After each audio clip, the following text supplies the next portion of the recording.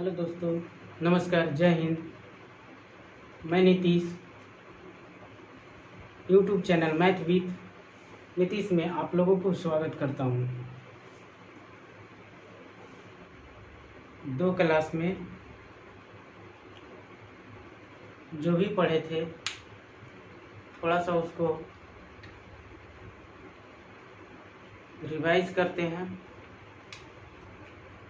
और उसके बाद आज का क्लास कंटिन्यू करते हैं। तो सबसे पहले हम लोग पढ़े थे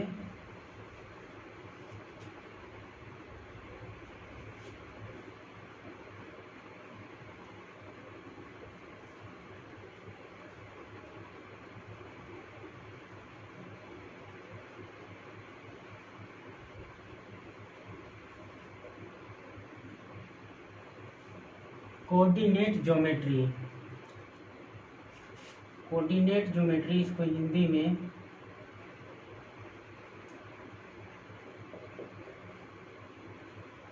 निर्देशांक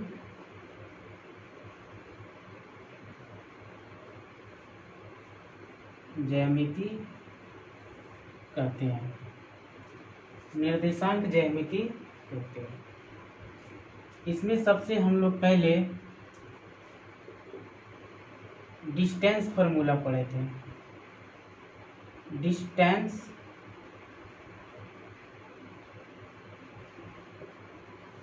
फार्मूला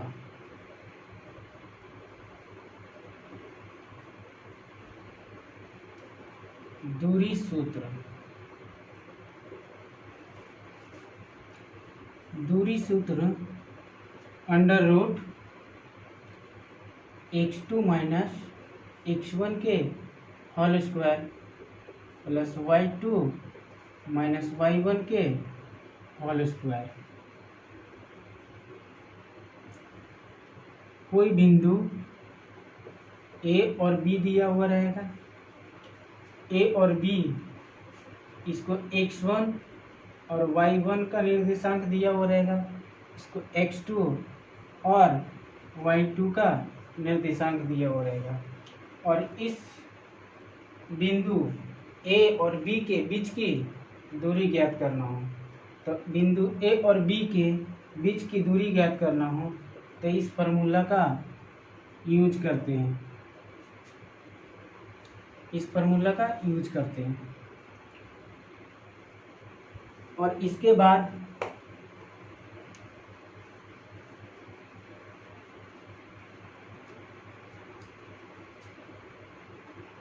सेक्शन फार्मूला हम लोग पढ़े थे।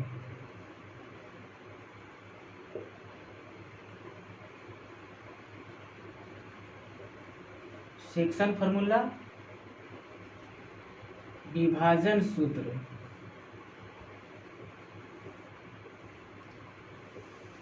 विभाजन सूत्र हम लोग पढ़े थे, जैसे x, y, तो mx2 प्लस nx1 बटे m plus n,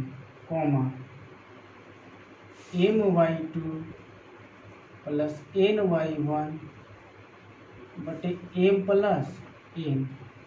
section formula मतलब विभाजन सूत्र होता है।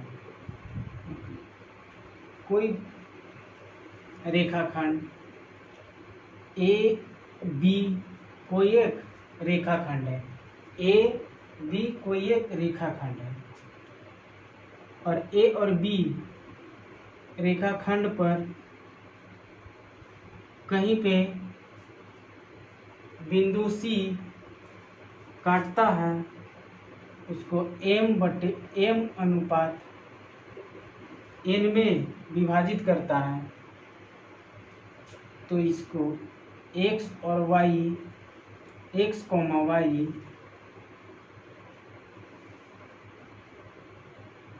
इसको x1 y1 इसको x2 और इसको y2 देते हैं। a और b का निर्देशांक दिया हुआ रहेगा और उसमें से c का निर्देशांक पूछ लिया जाएगा, तो उसका फार्मूला a होता है। यहाँ तक पिछले क्लास में हम लोग पढ़ चुके थे। उसके बाद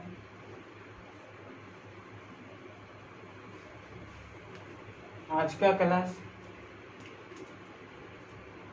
पढ़ते हैं।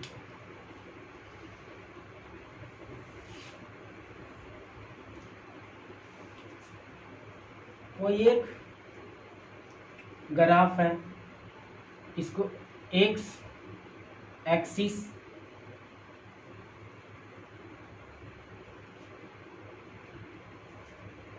इसको एक्स डैश, इसको वाई एक्सिस और इसको वाई डैश।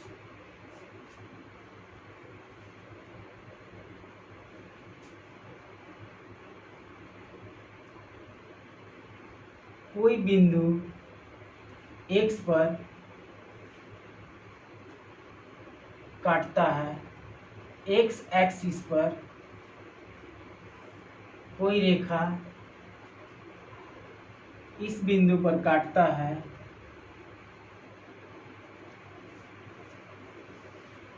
तो ये रेखा y एक्सिस का समानांतर होता है। कोई बिंदु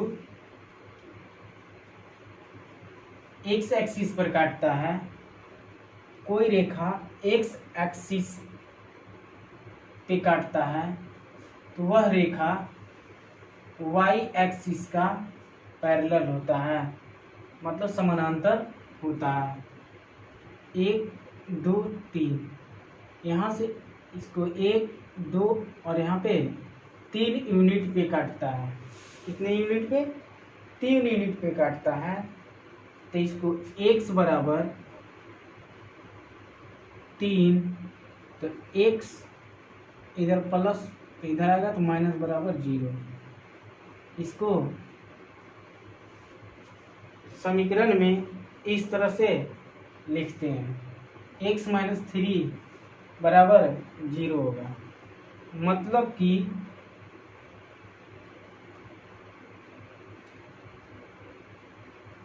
यदि y बराबर 0, यदि y बराबर 0 और x का मान प्लस या माइनस में, प्लस या माइनस में कुछ मान दिया हुआ रहेगा, कुछ मान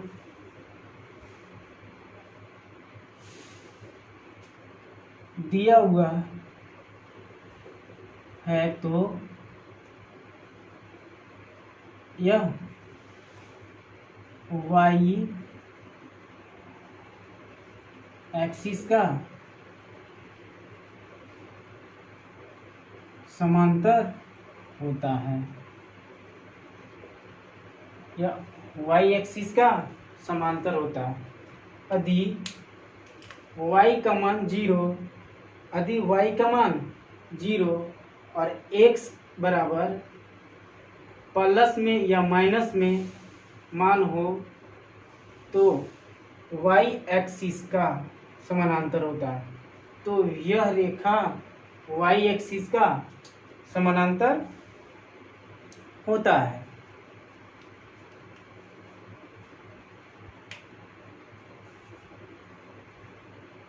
इसी तरह से फिर यदि x बराबर 0 और y बराबर plus minus,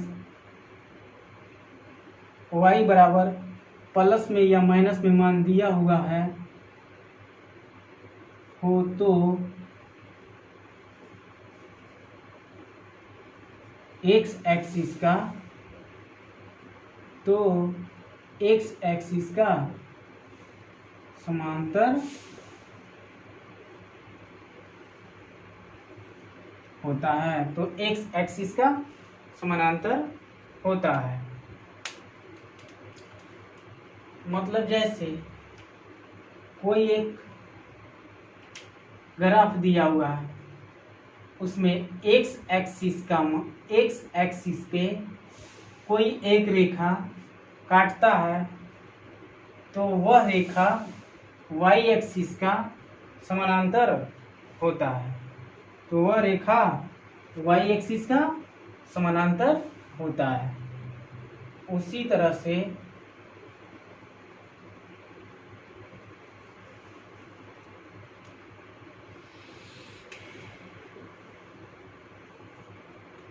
x axis, x dash, y axis और वाई डैश, एक्स एक्सिस और वाई एक्सिस।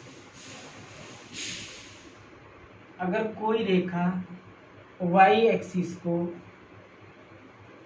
कोई रेखा अगर वाई एक्सिस को इस बिंदु पर काटता है, तो वह रेखा एक्स एक्सिस का समानांतर होता है। तो वह रेखा एक्स एक्सिस का समानांतर होता है। मूल बिंदु यहाँ पे होता है 1, 2, 3, 4, 4 यूनिट पे काटता है, 1, 2, 3 और 4।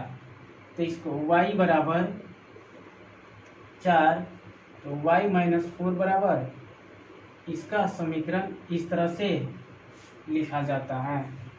इसका समीकरण y -4 बराबर 0 होगा। मतलब कि यदि x एक्सिस का मान 0 है, यदि x एक्सिस का मान 0 है और y एक्सिस पर कोई रेखा काटता है, कोई रेखा काटता है, तो वह रेखाखंड x एक्सिस का समानांतर होता है। तो वह रेखाखंड x एक्सिस का समानांतर होता है।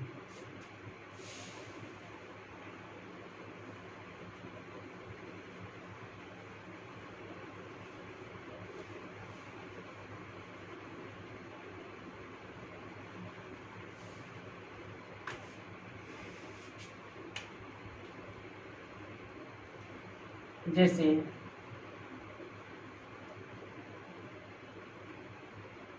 एक रेखाखंड एक रेखाखंड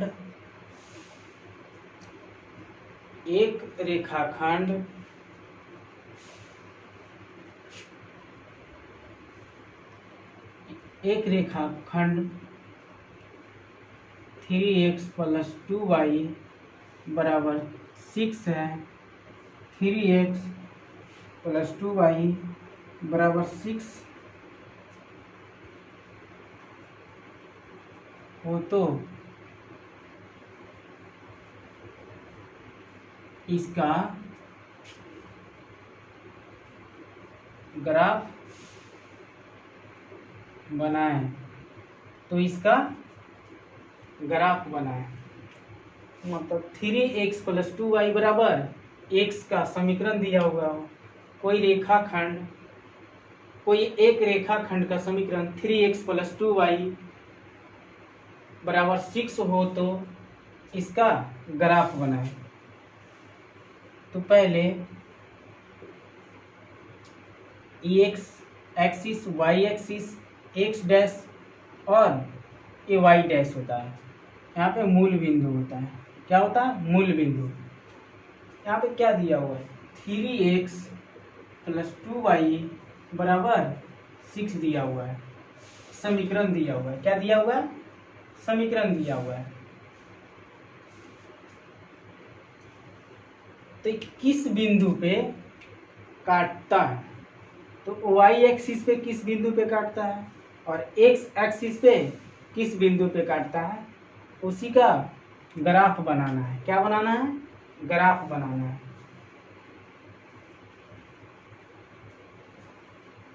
तो पहले हम लोग इस तरह से 1, 2, 3, इसमें x और इसमें y, ऊपर वालों में x का मान और नीचे वाले में y का मान। पहले x का मान 0 रखते हैं, उसके बाद फिर y का मान 0 रखते हैं। पहले x का मान 0 रखते हैं, तो अगर x का मान 0, यहाँ पे x का मान क्या होगा 0, मतलब 3x प्लस 2y बराबर 6।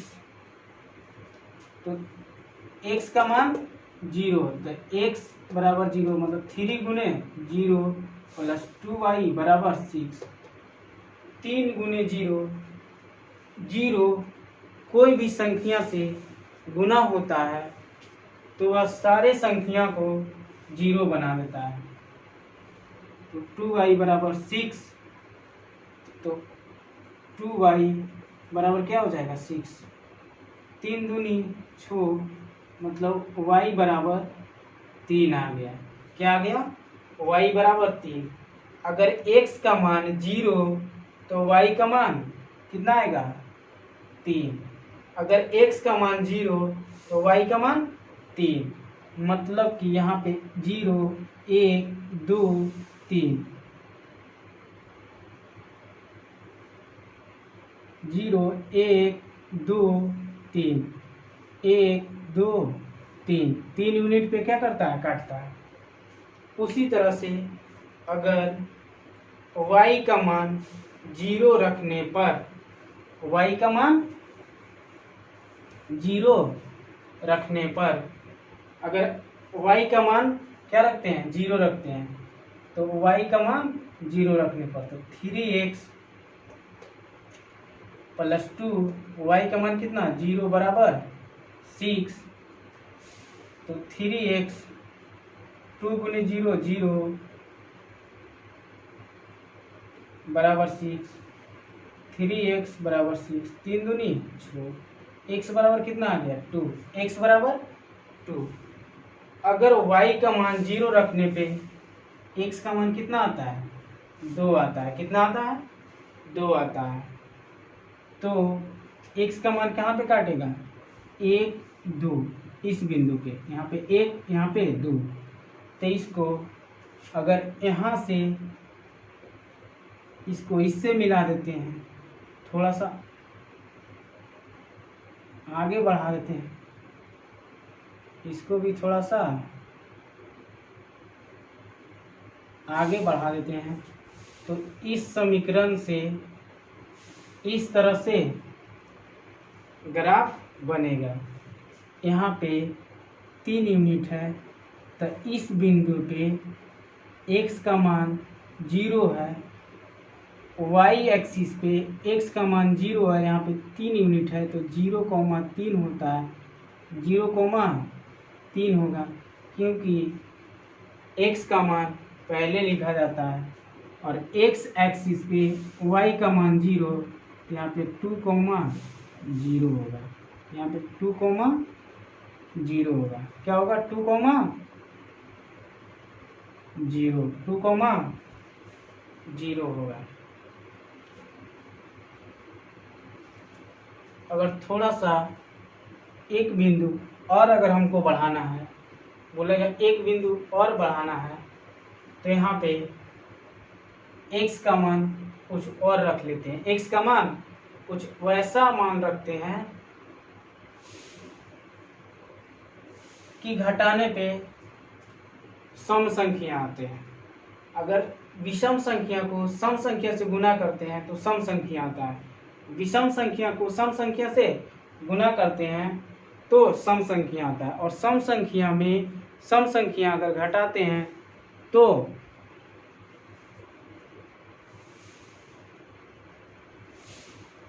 सम संख्या ही आता है। तो क्या आता है सम संख्या ही आता है।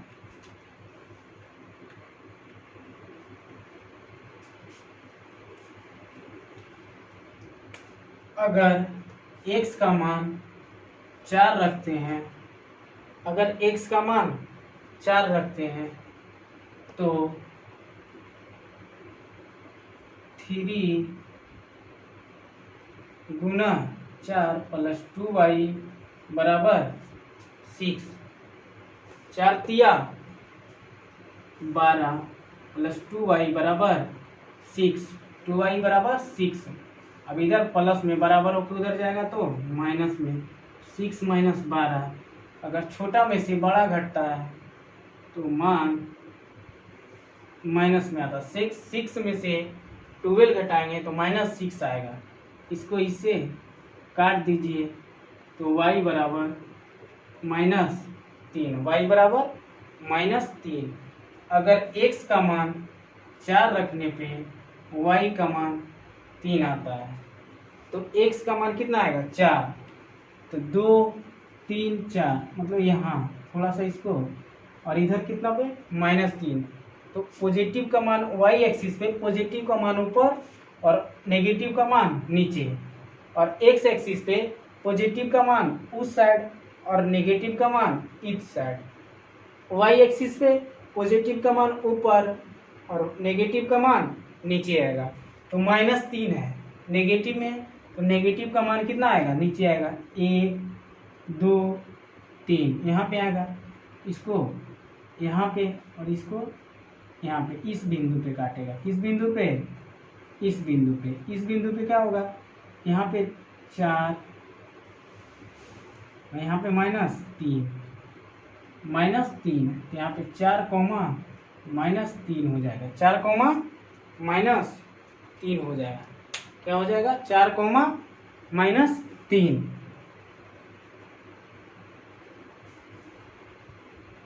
तो इसको नोट कीजिए।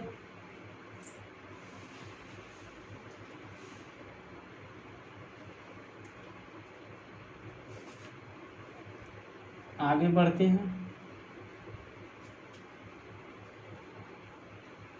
वीडियो पॉज करके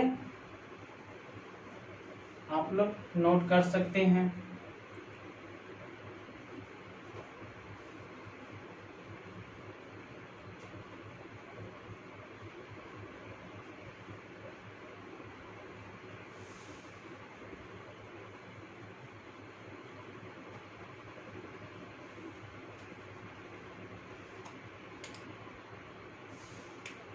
चलिए आगे पढ़ते हैं।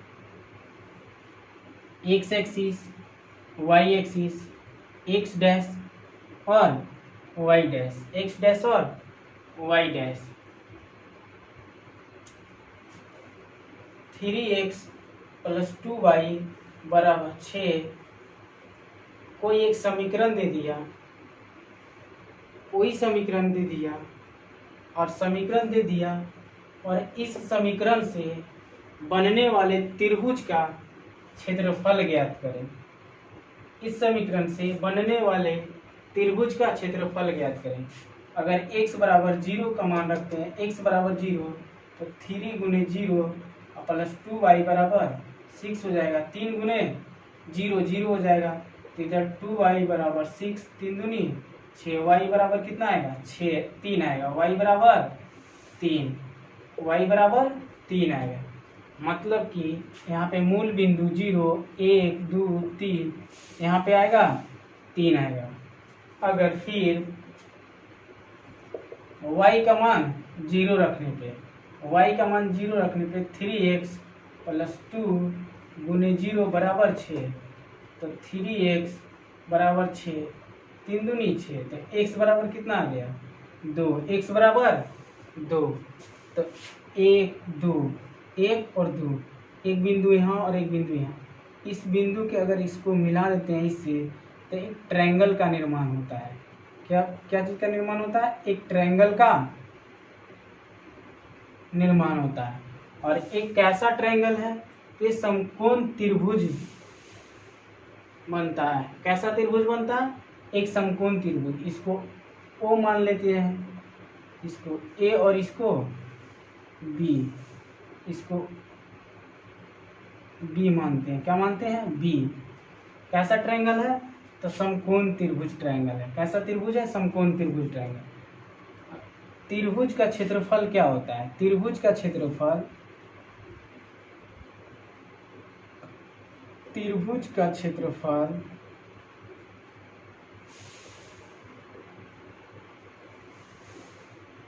त्रिभुज का क्षेत्रफल 1/2 इंटू आधार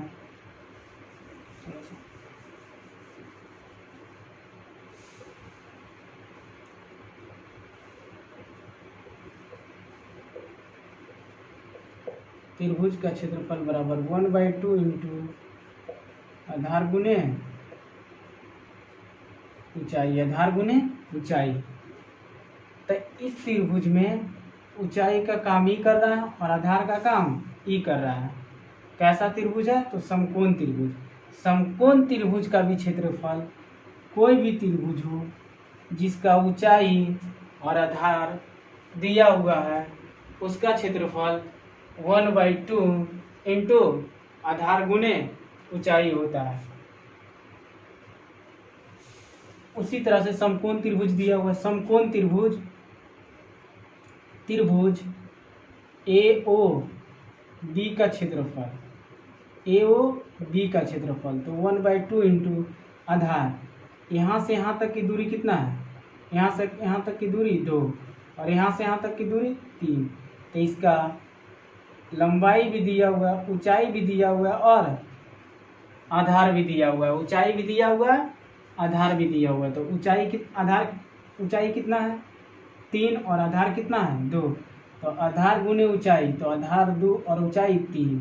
2 से 2 कट गया तो कितना है? 3 यूनिट्स आया। कितना आया? 3 यूनिट। तो समीकरण 3x + 2y = 6, 3x + 2y = 6 से बनने वाली आकृति त्रिभुज बनता है और उस त्रिभुज का क्षेत्रफल 3 यूनिट्स होता है। कितना होता है? 3 यूनिट्स होता है।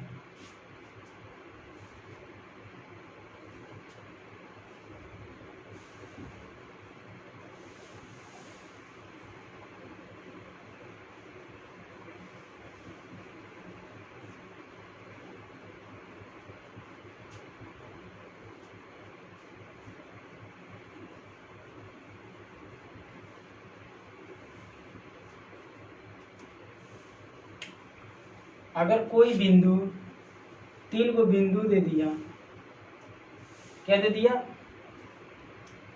3 को निर्देशांक दे दिया। क्या दे दिया? 3 को निर्देशांक। ए का निर्देशांक x1 y1, बी का निर्देशांक x2 और y2, उसी तरह से सी का निर्देशांक x3 और y3 दे दिया। x3 और y3 और बोला इस तीनों निर्देशांक से बनने वाले त्रिभुज का क्षेत्रफल ज्ञात करें। बनने वाले त्रिभुज का क्षेत्रफल ज्ञात करें। तो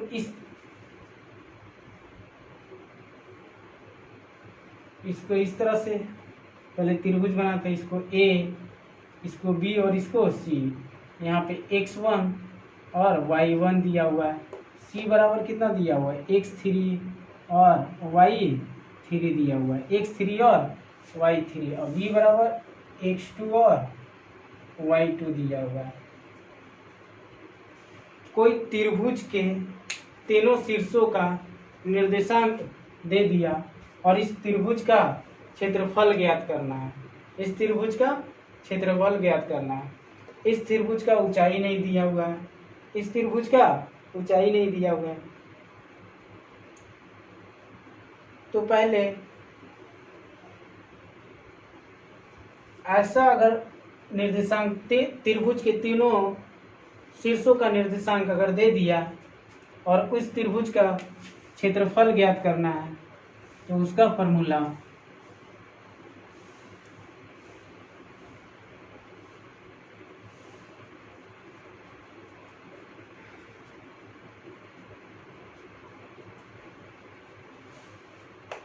इसको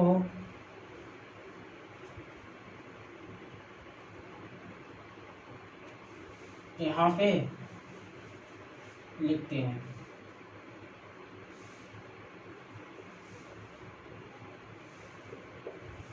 त्रिभुज का क्षेत्रफल बराबर, पहले इस तरह से लिखते हैं, एक्स वाई माइनस वाई पहले लिख देते हैं, फिर plus x y minus y लिखते हैं, फिर plus x y minus y, और उसके बाद मोड बंद। त्रिभुज के 3 गो शीर्ष होता है, तो 3 बार इस तरह से लिख देंगे, 1 2 3, एगो एक्स एगो एक्स एगो एक्स, 3 गो एक्स। अब कौन x2 है कौन x1 है, इस तरह से लिखते हैं इसको, 1 2 3, x1 बराबर x1 into y2 minus y3, यहाँ पे x2 तो y3 minus y1, y3 minus y1, और x2 हो गया x1 x2 और x3, x2 और x3, तो इसको y1 minus y2, y1 minus y2 होगा, y1 माइनस y2।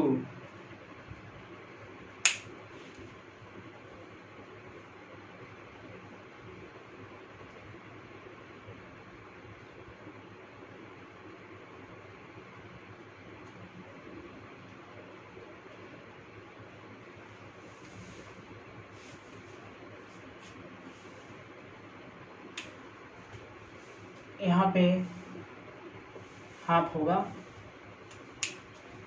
त्रिभुज का क्षेत्रफल बराबर 1/2 mode x1 into y2 minus y3 plus x2 y3 minus y1 plus x3 into y1 minus y2 होगा। कोई भी त्रिभुज के तीनों शीर्षों का निर्देशांक दे दिया और उस त्रिभुज का क्षेत्रफल ज्ञात करें, तो इस सूत्र का प्रयोग करते हैं, इस सूत्र का प्रयोग करते हैं।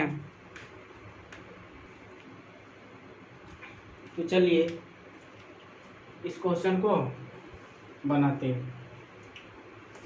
एक क्वेश्चन दिया हुआ है, यदि किसी त्रिभुज के शीर्षों का निर्देशांक ए का निर्देशांक 2,5, बी का निर्देशांक -6, -1 तथा सी का निर्देशांक 4, -3 है, तो त्रिभुज ABC का क्षेत्रफल ज्ञात करें। तो त्रिभुज ABC का क्षेत्रफल ज्ञात करें। तो देखिए त्रिभुज ABC में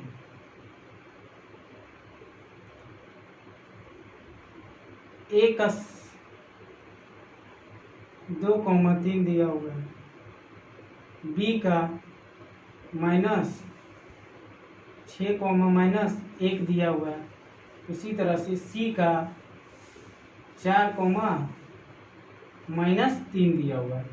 इसको x1 और y1 मान लेते हैं, इसको x2 और y2 मान लेते हैं, इसको x3 और y3 मान लेते हैं।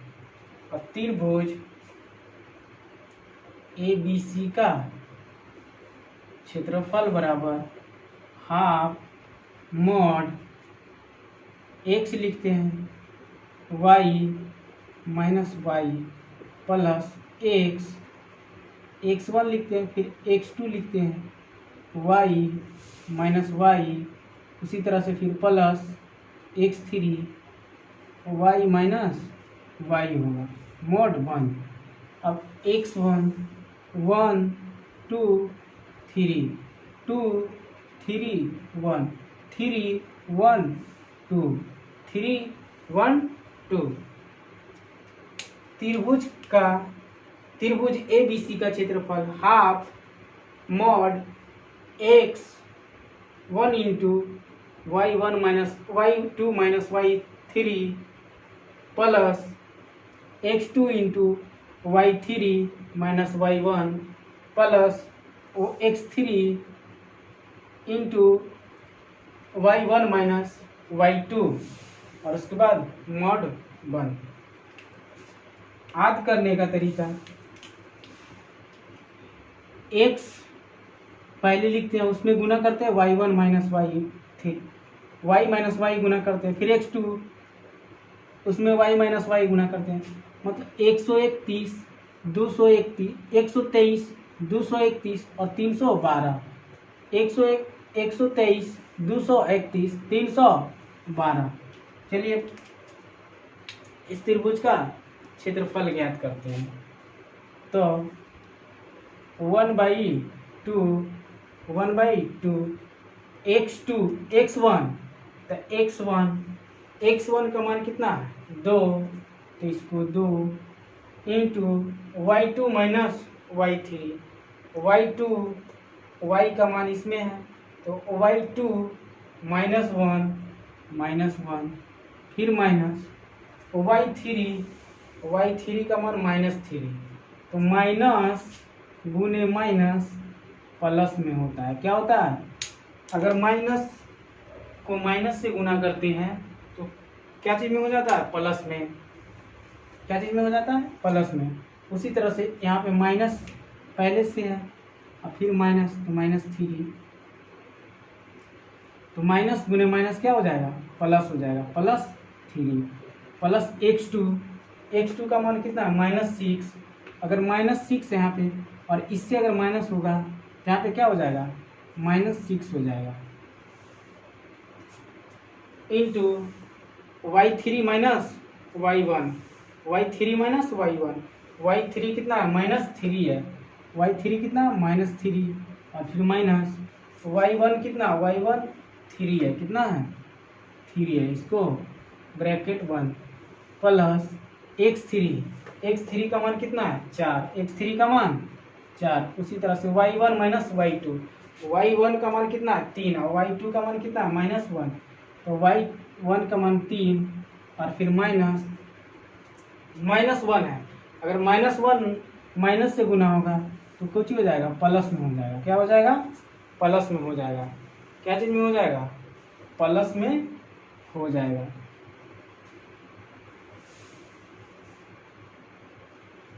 ओ भाई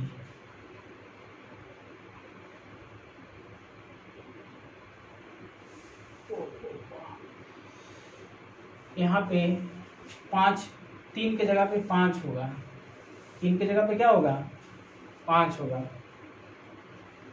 मतलब y1 के जगह पे 5 होगा। y1 जहाँ जहाँ है 5 होगा, y1 जहाँ जहाँ है 5 है, y1 यहाँ है तो y1 यहाँ पे, तो यहाँ पे क्या होगा 5 होगा।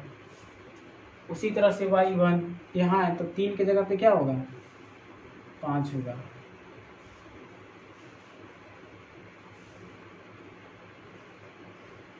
अब इसको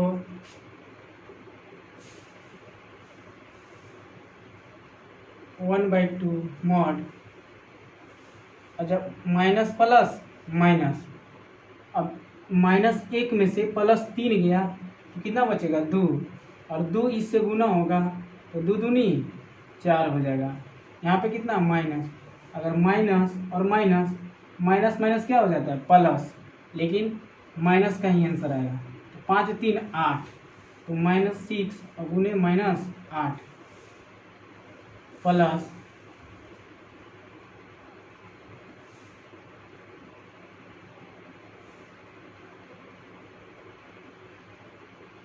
5 1 6 6 चौक 24, अब इसको गुना करते हैं, माइनस गुने माइनस प्लस हो जाता है, तो 4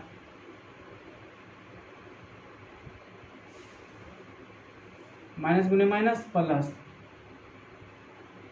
4, 6 गुने 8 छक 48, 8 छक 48 प्लस 24,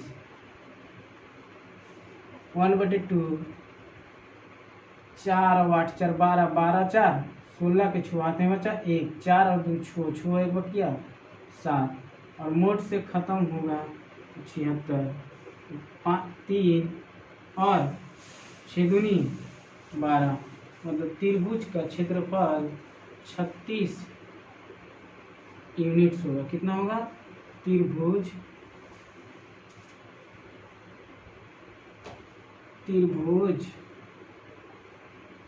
ए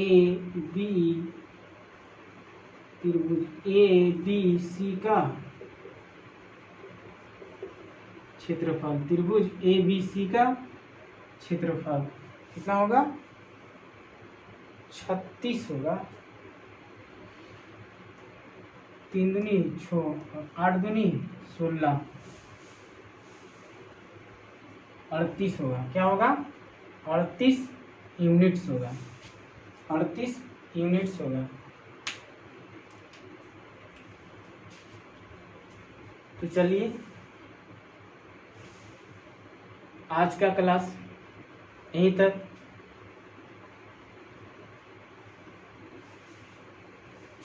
और फिर आगे नेक्स्ट क्लास में पढ़ते हैं। धन्यवाद। पिछले